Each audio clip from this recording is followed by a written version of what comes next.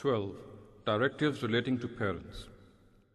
وَوَصَّيْنَا الْإِنسَانَ بِوَالِدَيْهِ حَمَلَتْهُ أُمُّهُ وَهْنًا عَلَى وَهْنٍ وَفِصَالُهُ فِي عَامَيْنِ أَنِ اشْكُرْ لِي وَلِوَالِدَيْكَ إِلَيَّ الْمَصِيرُ وَإِنْ جَاهَدَكَ عَلَىٰ أَنْ تُشْرِكَ بِي مَا لَيْسَ لَكَ بِهِ عِلْمٌ فَلَا تُطِعْهُمَا وَصَاحِبْهُمَا فِي الدُّنْيَا مَعْرُوفًا وَاتَّبِعْ سَبِيلَ مَنْ أَنَابَ إِلَيَّ ثُمَّ إِلَيَّ مَرْجِعُكُمْ فَأُنَبِّئُكُمْ بِمَا كُنْتُمْ تَعْمَلُونَ. And we enjoin man to show kindness to his parents. With much pain his mother bears him, and he is not weaned before he is the age of 2. We said, Be grateful to me and to your parents. To me shall all things return. But if they press you to serve besides me that of which you have no knowledge, do not obey them. Remain kind to them in this world, and turn to me with all devotion. To me you shall all return, and I will declare to you everything you have done. Surah number 31, verses 14 and 15. All divine scriptures instruct man to show kindness to the parents. Various verses of the Quran also direct the believers to be well behaved to the parents. The above quoted verses, however, specifically determine the limits of good behavior with the parents. The details of this directive, as stated in these verses, are: 1. It is the parents who bring into existence a new life and become the means to nourish it. No doubt, the care and affection of the father is quite a lot. However, the hardships a mother encounters in bringing up the child, starting from her pregnancy to childbirth and then breastfeeding the child, are unmatched, and no child can repay her for this great service. On these very grounds, the Prophet Muhammad ﷺ has regarded the right of the mother as 3 times that of the father. Consequently, the Almighty exhorts man to be the most grateful to his parents after his Lord.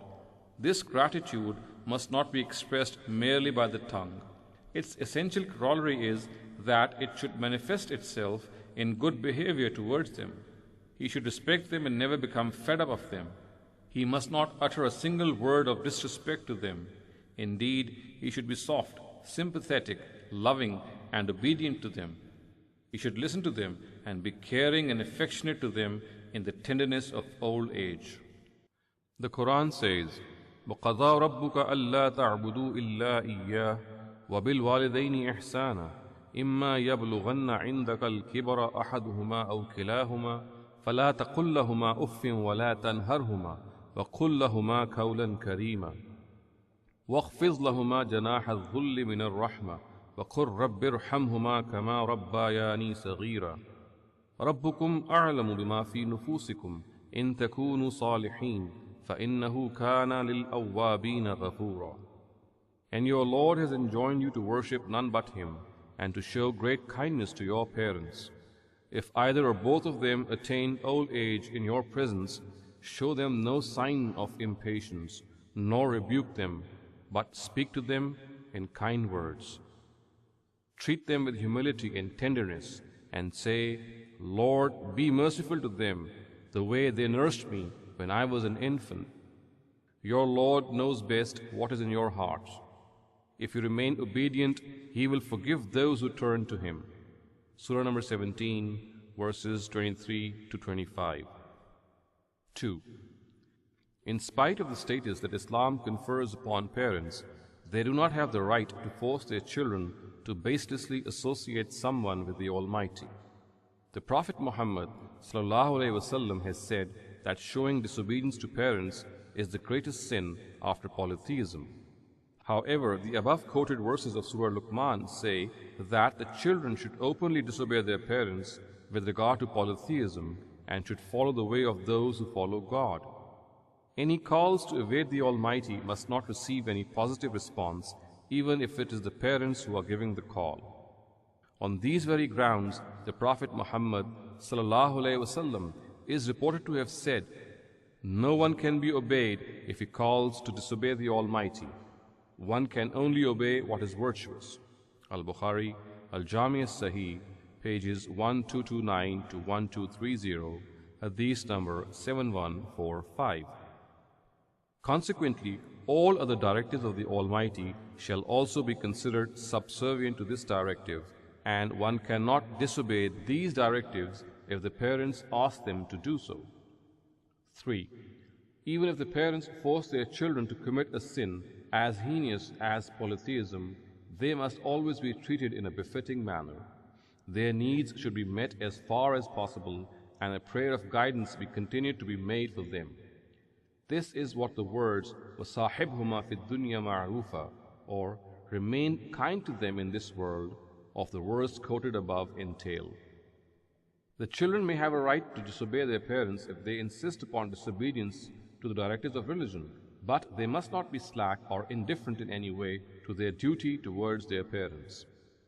The last part of the verses, ثُمَّ إِلَيَّ مَرْجِعُكُمْ فَأُنَبِّئُكُمْ بِمَا يَعْمَلُونَ, caution a person that one day he has to return to the Almighty to give an account of his deeds.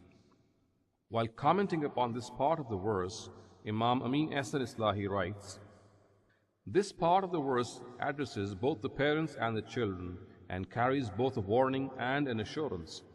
One day, each person will have to return to the Almighty.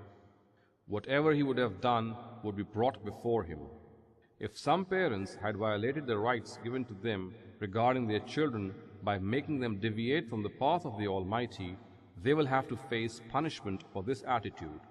And if children duly recognized the rights of the Almighty together with those of their parents, as well as remaining steadfast in following the obligations these rights entail, they will be rewarded for their perseverance. Amin Ahsan Islahi, Tadabbur-e-Quran, Volume 6, page 130. 13. Directives relating to orphans. وَآتُوا الْيَتَامَ أَمْوَالَهُمْ وَلَا تَتَبَدَّلُوا الْخَبِيثَ بِالطَّيِّبِ وَلَا تَأْكُلُوا أَمْوَالَهُمْ إِلَىٰ أَمْوَالِكُمْ إِنَّهُ كَانَ حُوبًا كَبِيرًا وَإِنْ خِفْتُمْ أَلَّا تُقْسِطُوا فِي الْيَتَامَى فَانكِحُوا مَا طَابَ لَكُم مِّنَ النِّسَاءِ مَثْنَىٰ وَثُلَاثَ وَرُبَاعَ فَإِنْ خِفْتُمْ أَلَّا تَعْدِلُوا فَوَاحِدَةً أَوْ مَا مَلَكَتْ أَيْمَانُكُمْ ذَلِكَ أَدْنَىٰ أَلَّا تَعُولُوا وَآتُوا النِّسَاءَ صَدُقَاتِهِنَّ نِحْلَةً فَإِنْ طِبْنَ لَكُمْ عَنْ شَيْءٍ مِّنْهُ نَفْسًا فَكُلُوهُ هَنِيئًا مَرِيئًا وَلَا تُؤْتُوا السُّفَهَاءَ أَمْوَالَكُمُ الَّتِي جَعَلَ اللَّهُ لَكُمْ قِيَامًا وَارْزُقُوهُمْ فِيهَا وَاكْسُوهُمْ وَقُولُوا لَهُمْ قَوْلًا مَّعْرُوفًا وَابْتَلُوا الْيَتَامَى حَتَّىٰ إِذَا بَلَغُوا النِّكَاحَ فَإِنْ آنَسْتُم مِّنْهُمْ رُشْدًا فَادْفَعُوا إِلَيْهِمْ أَمْوَالَهُمْ وَلَا تَأْكُلُوهَا إِسْرَافًا وَبِدَارًا أَن يَكْبَرُوا وَمَنْ كَانَ غَنِيًّا فَلْيَسْتَعْفِفْ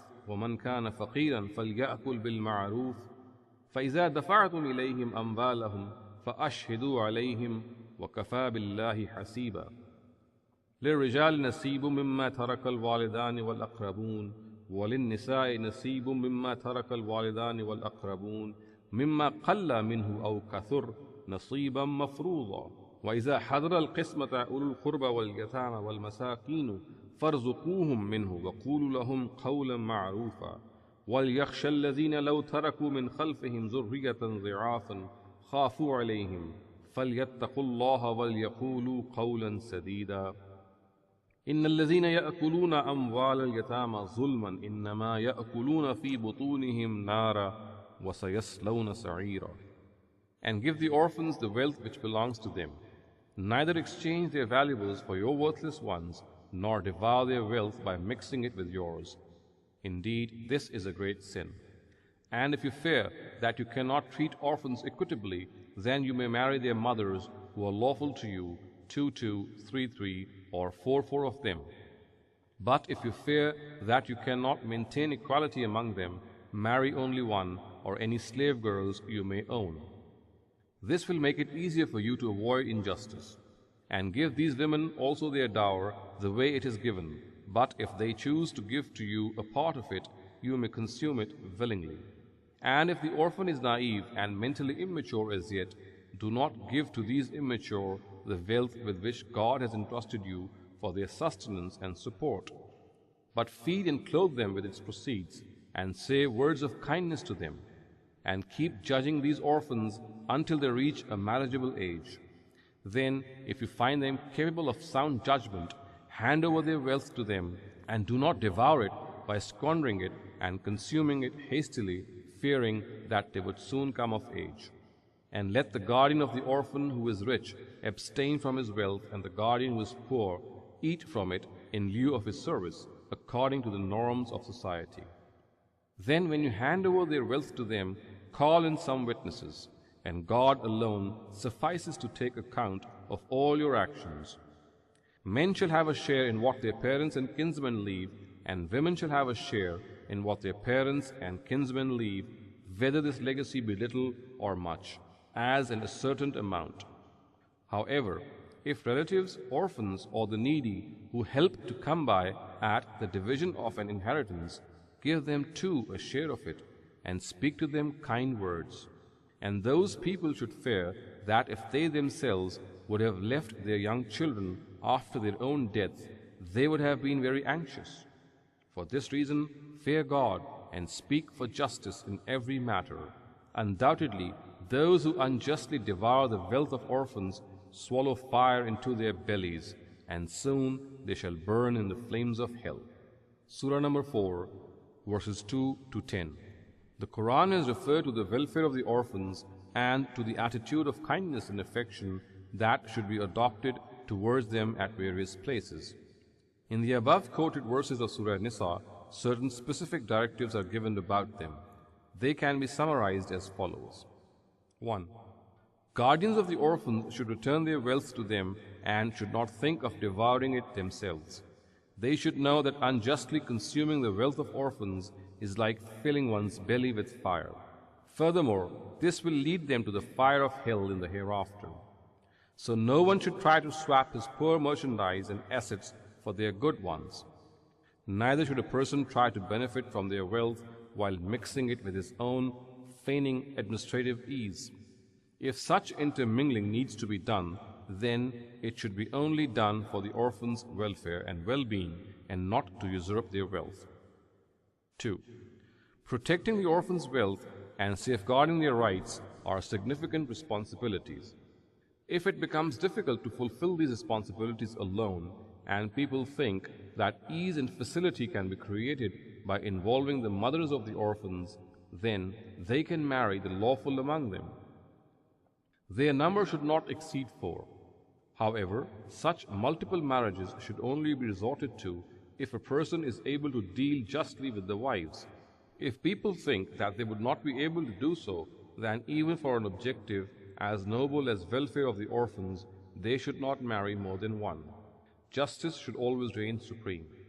Moreover, while entering into marriage, the mothers of the orphans should also be given mahr, just as other women are given.